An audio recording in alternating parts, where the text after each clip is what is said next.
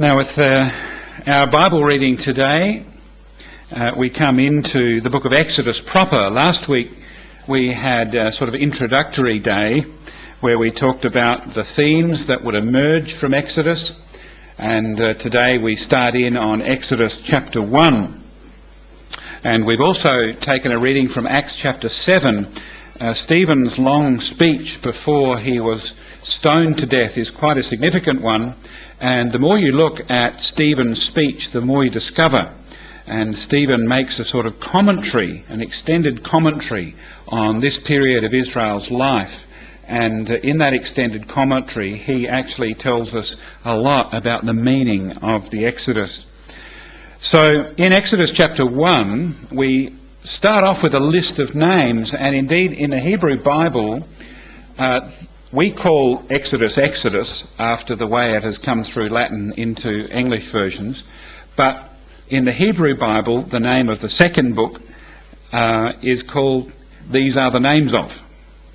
And that follows the pattern where the book in Hebrew is named after the opening clause. So Exodus in the Hebrew Bible is called These Are the Names Of, because in Hebrew that's the way this book begins. These are the names of. And it's not insignificant that it begins in that way, because this list of names defines the community that is to be the object of God's covenantal redemptive action in Exodus. So the first thing this list of names does is define who is the object of God's redeeming affections. And it makes a distinction, therefore, between these people of that covenant community and the rest. The second thing that this book of names, this list of names does, is actually make the link between Genesis and Exodus. And before there were chapter and verse divisions, it would be almost as though you could go from the end of Genesis into Exodus without feeling the bump in between.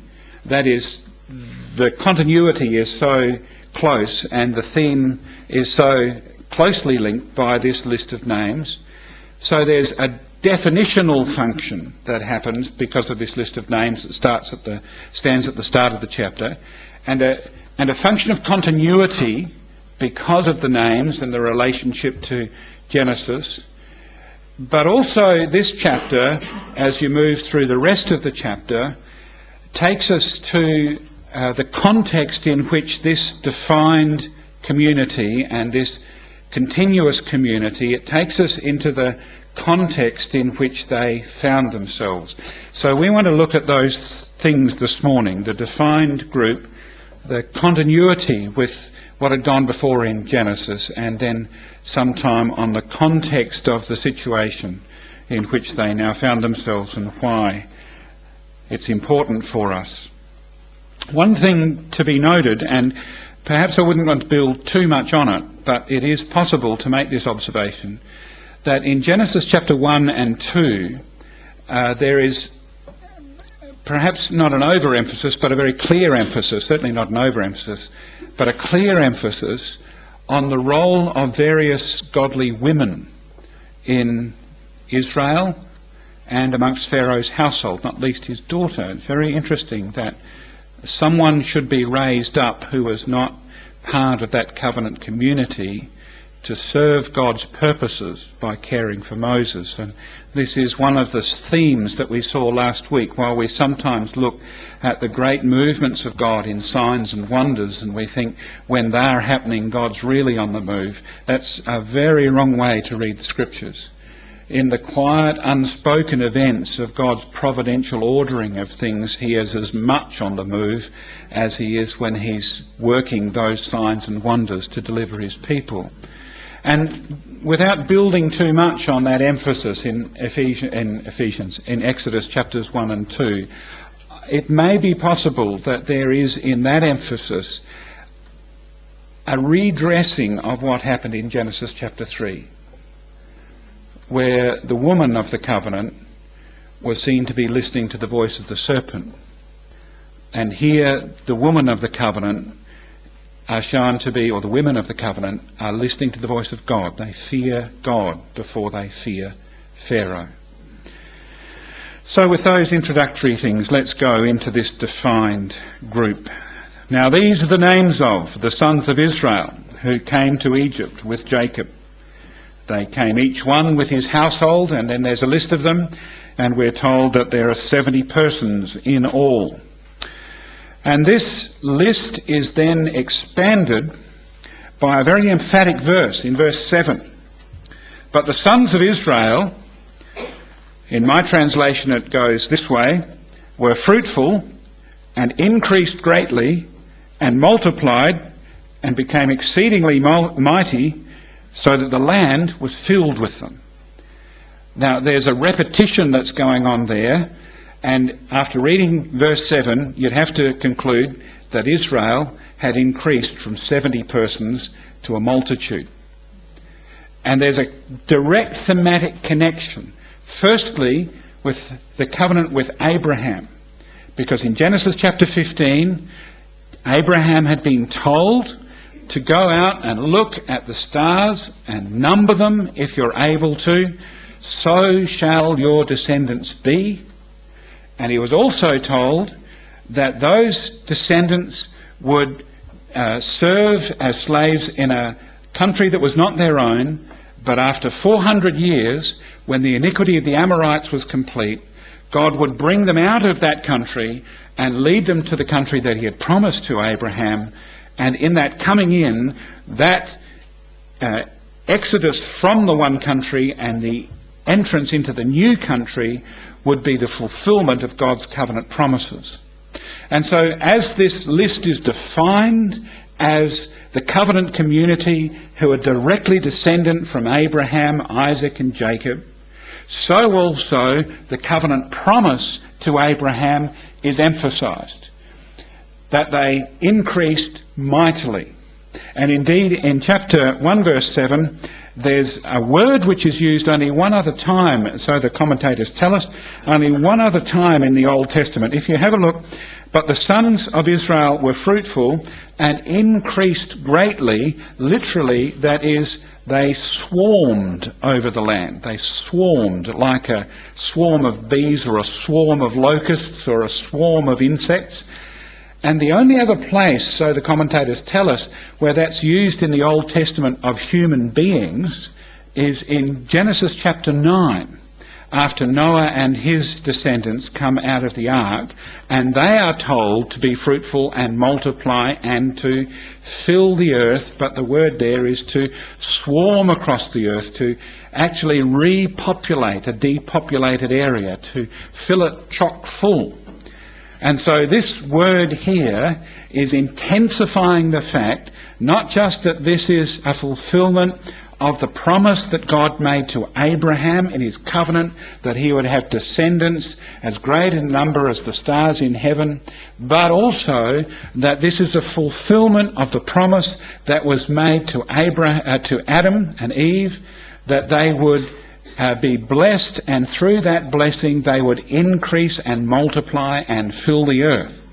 And so at the very beginning you've got this defined covenant community, but that covenant community is shown to inherit the promises made to Abraham and to stand in the inheritance of the creational blessing of fruitfulness and population increase and children and all that goes with that, not just the raw numbers increasing, but the actual action of what it means to be a creative, productive community.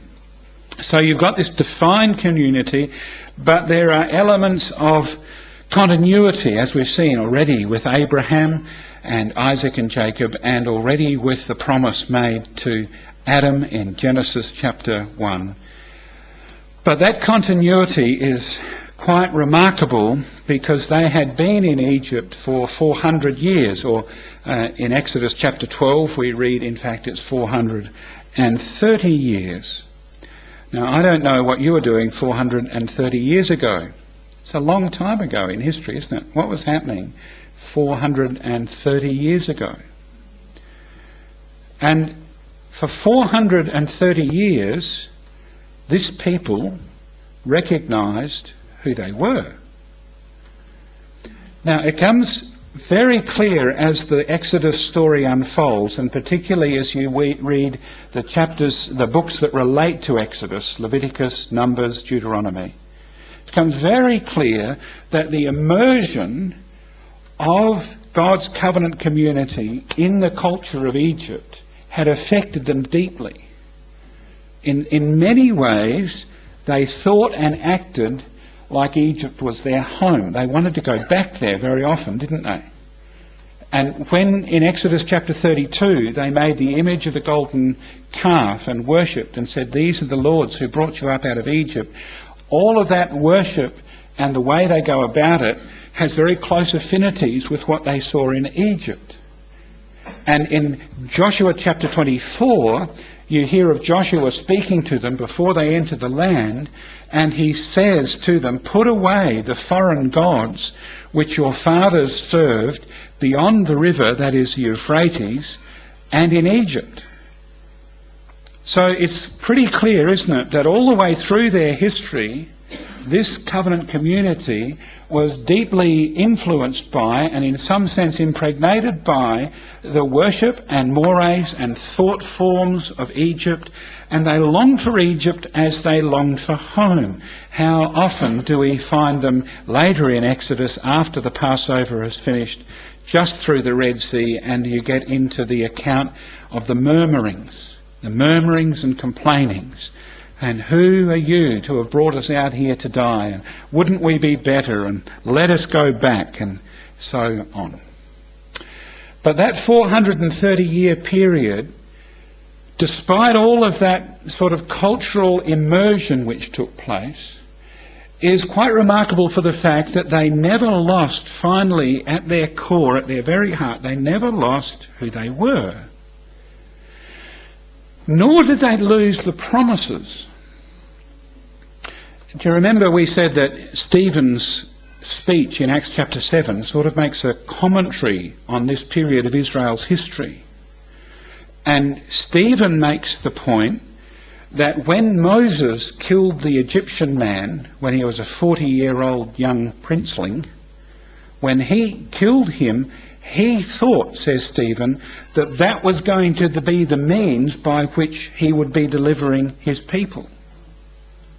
So at that point, 40 years old, in all of the hot-headedness of his youth, young people take note, 40 years old is young. When Moses did that, he had in mind the promises, that there would be an exodus, there'd be a coming out. There would be a removal of God's people promised to Abraham, that they would be taken from the land in which they were captive and taken to another land. So for 430 years, despite all of the cultural immersion, not only did they know who they were, they also knew that God had promised them something. And they were looking and longing for the promises. And that immediately alerts us to one of the other great themes that comes all the way through the book of Exodus, and that is the faithfulness of God to his people. I mean, we would not be faithful to them, would we? We would not be faithful to ourselves if we were to really see our sin in the way it really is. We just don't deserve it. God's faithfulness is based on his own promises, not upon the attractiveness or otherwise of the people to whom he's made those promises.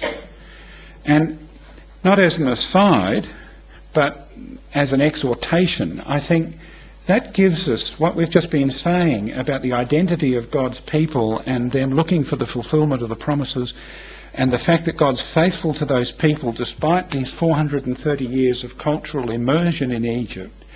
That, I think, beloved, gives us great hope for the church, like the church with a capital C, the church of God across the world. Because, biblically speaking, however assailed the church may be by heresy and by idolatry and by all sorts of wrong teaching and immorality and everything else that plagues the church around the world, God has not given up on his promises to the church. And he will fulfill them.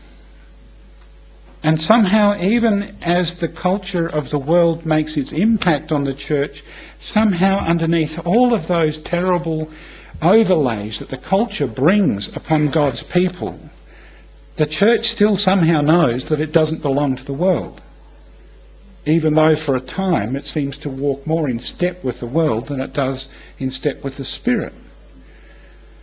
And I think it's time for us, not this congregation in particular, I'm not trying to say something to you, as a hidden message, but it's time for the people of God, for us all, to just give up on our cynicism about the church. Because if you're going to demand from the church something, then you're going to have to say, I reserve the right, because of my moral purity and perfection, to stand off at a distance. And I'm not part of that great unwashed multitude. I'm separate from them. No, we're not. We are one with the church throughout all its generations. And the church is eternal. Like, it was created in time, so it's not eternal as in without beginning, but in terms of the heart and plan and purpose of God, he has always planned that his bride would have a spouse who would be clothed with his glory. And nothing the world or the flesh or the devil can ever do will destroy the church and the promises that God has brought for his people. And sure, it might need to be cleansed and it might need to be purified and all sorts of things might need to happen, but it's not ours to bring down the railing judgment. It's God's to deal with his people. Can you see what I mean? So here we are with this defined covenant community, this quite extraordinary sense of continuity and the knowledge in their own hearts of who they were, despite all of the mixed sort of worship and everything else that they had going on in their lives. And we now live in a covenant which is sealed in the blood of Christ and is no less secure, and indeed because of that blood is more secure than the covenant under which they lived, because the blood of Christ is that which secures the promises made to Abraham. So there we have the defined group, and we have this sense of continuity, not just with the people but with the action of God from Genesis onwards. But this chapter also introduces us to a context in which they had to live. And the first thing we notice about that context is that there was a national political climate change that took place. Based on the fact that God's people had been blessed and that they had increased and indeed swarmed. The Pharaoh, the Bible here in Exodus is very correct. It speaks about a new king. Now, the king is the generic description of the ruler. Pharaoh is his proper title. A bit like later on in Roman history, you had the Caesar. And the Caesar might be Caesar Augustus, or he might be someone else. But the Caesar means the emperor, the ruler. The Pharaoh is the king. The Pharaoh is his proper title. The king is the accurate description of his political office. So there's a change in Pharaoh. Now, we have to bear in mind that, in fact, through the book of Exodus, there have to be two Pharaohs. And some commentators talk quite helpfully about the Pharaoh of the oppression here at the opening chapters and the Pharaoh of the Exodus at the time when Moses comes to him and says, God says, let my people go. Because when we read chapter 1 and chapter 2, this is the story of Moses being born and the story of his futile attempt to bring deliverance by his own hand and the story of him being consigned to the desert for 40 years. So by the time that Moses comes back, with the power of God having been confirmed in his vision, in the call of God in the fiery bush to be the leader of God's people, as he comes back, there's 80 years have now passed. So you've got the Pharaoh of the oppression and the Pharaoh of the Exodus, two different figures. Now they're not named, but one of the likely description, one of the likely identifications is that the Pharaoh of the oppression is a fellow called Seti I, who was the son of Ramses I, and the Pharaoh of the Exodus is Ramses II. Now that's not the only one, and it doesn't really make any difference, but if you're interested in Googling them, you can Google them. And Seti I, if that is his name, was this one who saw that the Israelite Hebrew people might possibly be a problem. He had not understood the history. There had been a change of dynasty. The Hyksos rulers had been replaced. And in the beginning of the 19th dynasty in which this took place, he hadn't understood why the Israelites were there and the role of Joseph and the favour of the previous kings towards them. And he saw them increasing and he became fearful. And that fear led to a policy shift of oppression. The oppression didn't work, they just increased more the harder they worked them. The fitter they got, the quicker they gave birth, the more they increased. So he then worked on a policy of infanticide, but that infanticide, which he left initially in the hands of the Hebrew midwives, and probably there were more than two, but they are the two represented in this story, so perhaps they're the heads of the midwifery. And he initially left that policy of infanticide in the hands of the Hebrew midwives, but without probably any dissimulation, they said, the Hebrew women are too fit, they give birth before we get there. And so he then put the task on his whole populace. He said, wherever you see a firstborn male of the Hebrews, you're to throw them into the Nile. Now, that process, from fear to oppression to infanticide to genocide, would effectively destroy the whole of God's people within a generation or two, if all the male children had been killed. And so at the outset of Exodus, you're told that Pharaoh's intent was to obliterate God's firstborn off the face of the earth. Israel is my son, my firstborn. Let Israel go that he may worship me. Israel being the firstborn in the Old Testament doesn't speak of chronology, it speaks of status. It speaks of the fact that the firstborn was the one to have dominion and to rule, and the firstborn speaks of election, that these are the choice and special treasure, God's own possession. So Pharaoh's action is designed to destroy the firstborn by drowning. And so reciprocally, as you come to the plagues, the last plague on the night of the Passover is the death of the firstborn of Egypt. But not generation after generation. Egypt was not to be obliterated because, amazingly, in the Old Testament, not least in Isaiah, there are astounding promises that Egypt is going to inherit all of the covenant blessings.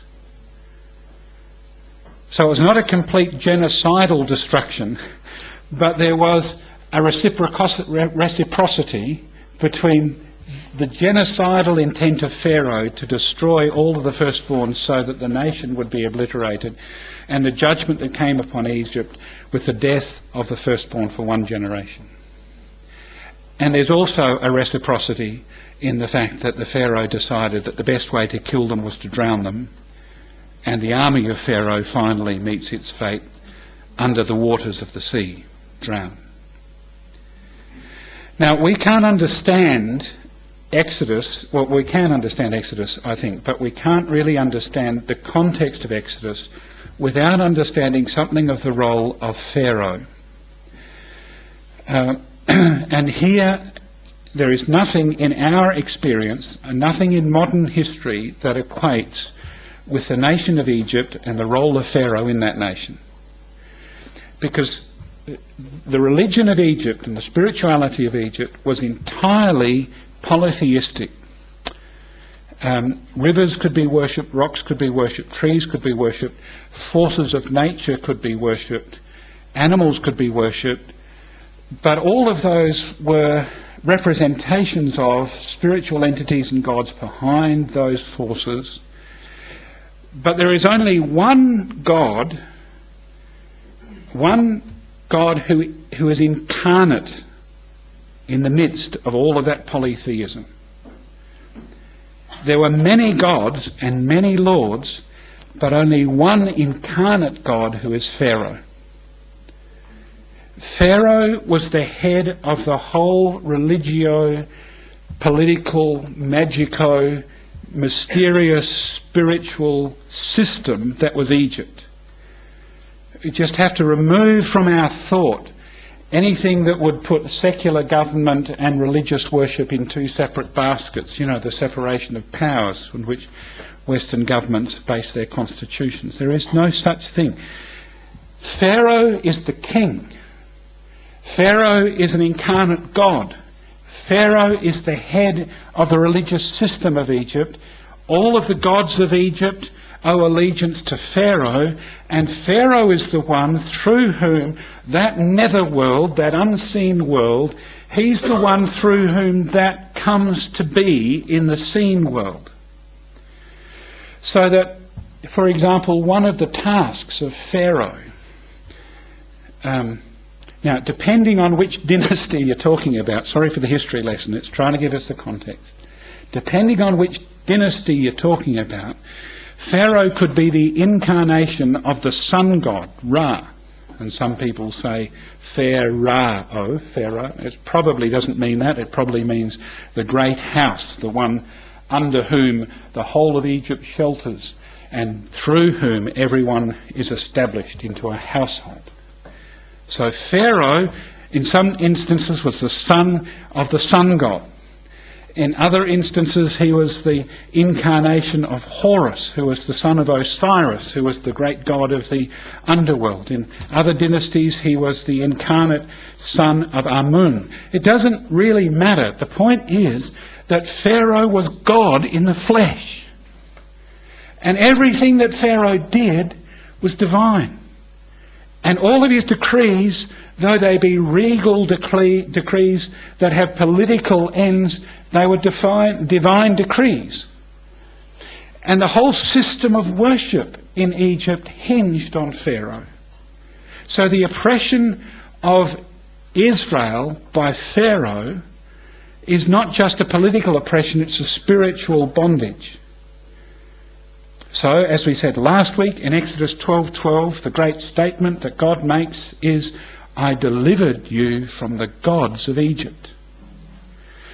So Pharaoh, as the great incarnate God, is the one who in himself holds the identity and heads up the whole religio, spiritual, political system that was Egypt. And you couldn't go anywhere in Egypt. There was not anything that you did, whether it be tilling your ground or harvesting your crop or eating your meal or building a pyramid. There was nothing that you did that was not religious, spiritual, and even more magical. Egypt was completely immersed from tip to toe, from Pharaoh down, in a world of magic and occult and things that you had to do in order to get the gods to be favourable to you. For example, the great god Osiris, the lord of the underworld, also responsible for the fertility and productivity of the land.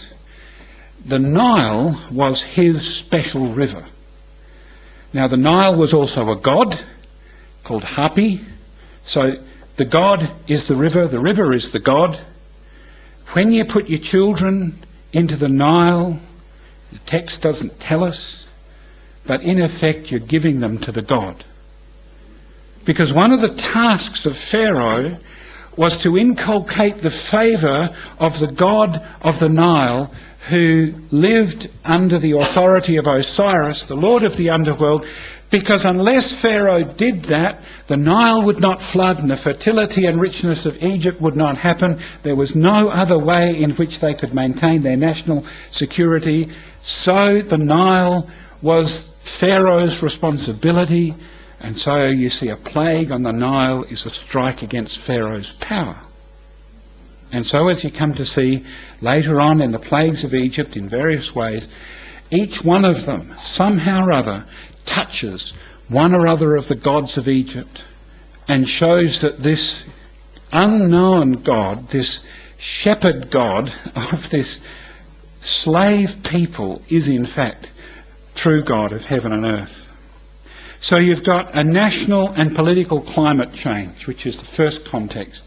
The second context is you've got Pharaoh, the incarnate God himself, who is the one in whom the whole country finds its identity. And so when Moses has to come to speak to Pharaoh, he comes as the representative of Yahweh, speaking to the man who thinks that he is God of heaven and earth.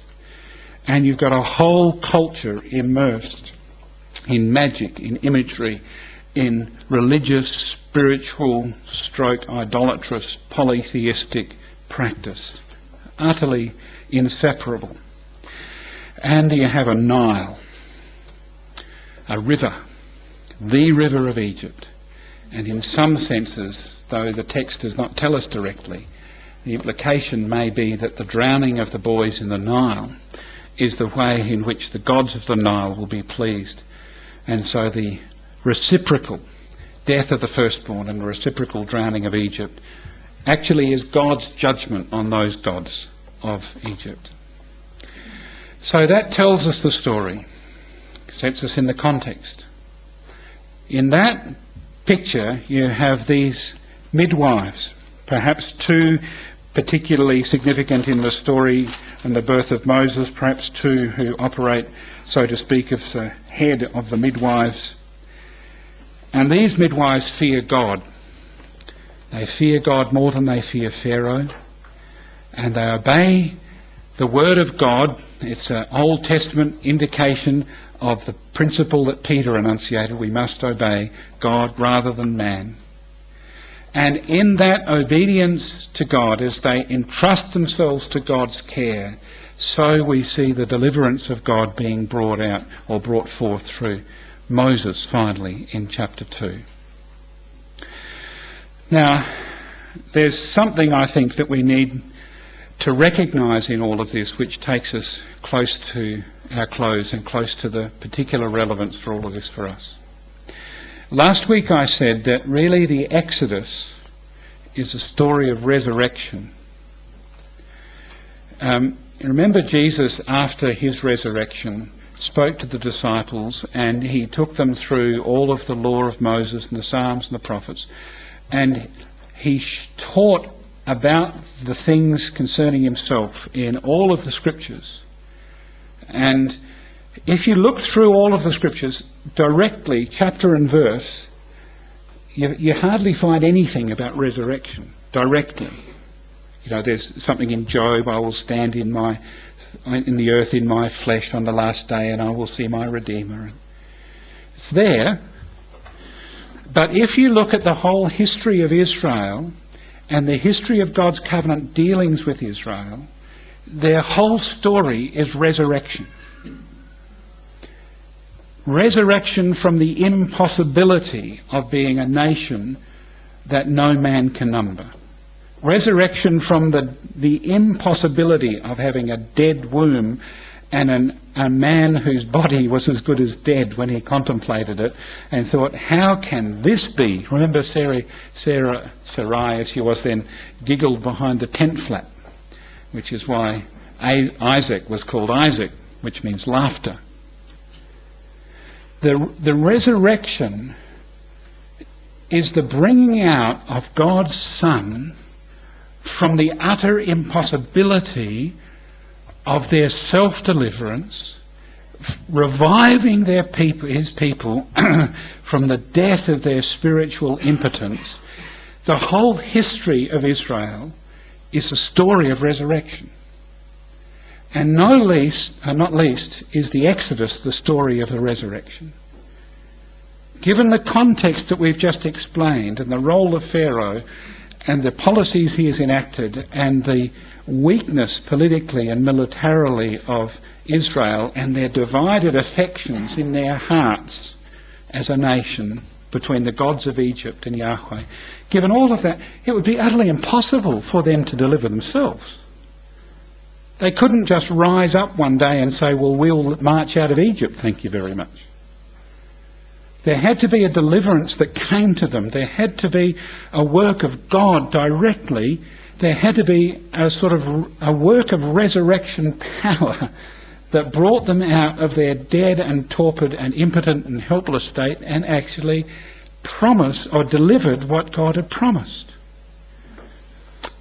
Now, when God does that work of resurrection, he doesn't do it from a distance.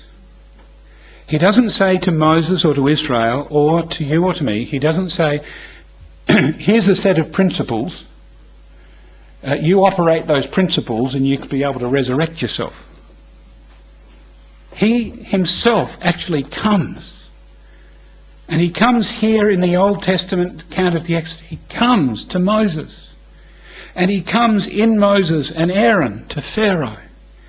And he comes through the plagues and through the Passover and with his people through the Red Sea, so they're baptized into Moses in the cloud and the sea. And he walks with them through the desert and he brings them to himself, and God himself raises them up to life. Now every believer has to have that visitation of God to come to them. We were making the comments before about the spiritual system of Egypt, and we can look at that and think, oh, would have been hard living in Egypt. I tell you, there is a Pharaoh over the whole world system who is more powerful than Pharaoh even was. And we all were children of wrath, sons of disobedience, who walked according to the prince of the power of the air, who are spiritually blind. And when we were in the flesh, that spiritual principle of the flesh, we could not obey the voice of God because we did not want to obey the voice of God, because those who are in the flesh cannot please God. And so Paul says, you're dead in your transgressions and your sins. As dead as Israel was, as helpless as Israel was in Egypt, you can't lift a finger to raise yourself. Lazarus is the type of the resurrection of every believer. It's no good Jesus putting a little envelope through the door of the tomb and say, here, Lazarus, read these principles. Lazarus has to hear the voice of God. Israel here has to have God come to them. Every person who comes to new life in Christ actually has to have God speak. Raise you from the dead, raise me from the dead, raise the church from the dead. And so when a man or a woman or a boy or a girl becomes a Christian, that's not them operating some principles by which they've made a decision. It's God raising someone to life from spiritual death because they've heard his voice, and the voice is about his Son who has died and risen again on their behalf.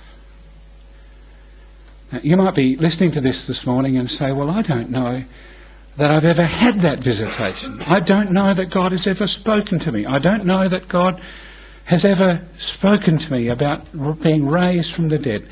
Well, let me ask you this question. Do you want it? Do you want God to speak to you? Do you want God to visit so that you're raised up to newness of life? And if your answer to that is yes, then my comment on your answer is, it's already begun. Because you wouldn't have an answer of yes unless God had already begun to work in you. Because you and me, of ourselves, by ourselves, are dead in our transgressions and our sins.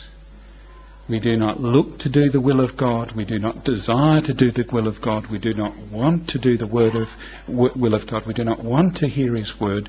So if there is within any one of us here this morning a desire that says, yes, I want that resurrection, that spiritual life, that new birth to come to me, the very desire of it is the fact that God's begun it. And I say to you, by faith, receive it. Receive it. Because what he's begun, he'll finish. So rise up and actually receive resurrection that he's begun in the heart and the desire of a spirit that was just totally estranged from him. So next week, when we come to the beginning of the story of Moses, we see how in God's providence he appointed this leader to be God's people, and how he needed to equip him by teaching him all of the ways of Egypt, so that he knew the difference between Egypt, and he knew the power of Yahweh was not the same as the power of Egypt.